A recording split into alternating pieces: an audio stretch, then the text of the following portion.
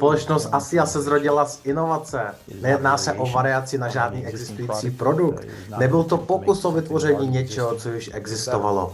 Lépe řečeno, byl to nový koncept, nová technologie, nový produkt.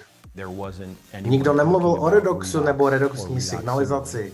Důraz byl kladen na antioxidanty, což z oxidantů z definice dělá nepřítele. Nechcete je. Pravda je taková, že je chcete a musí být vyváženy oxidanty a reduktanty. Věda se před 20 lety soustředila na tuto stránku věci a teprve nyní začíná chápat důležitost obojího.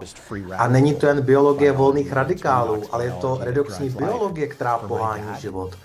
Pro mého otce před 10 lety, že mu v hlavě zazvonilo na ten zvonek, když se ještě nikdo jiný nedokázal spojit ty věci dohromady. A tak obrovské riziko a také velká vize, že? Jsme na samé špici této technologie. Je to inovace, kterou upřímně řečeno věci považovali za nemožnou a přesto ji tu dnes máme. Díky inovacím a odhodlání, které tato společnost má, pokračujeme v posouvání technologií o krok dál a nemáme v plánu přestat. Vynálezy jsou součástí toho, kým jsme byli a součástí toho, kým budeme i v budoucnu, až budeme postupovat do dalších 10 let v budoucnosti společnosti. Podařilo se nám zaujmout pozici té redoxní společnosti v tomto odvětví.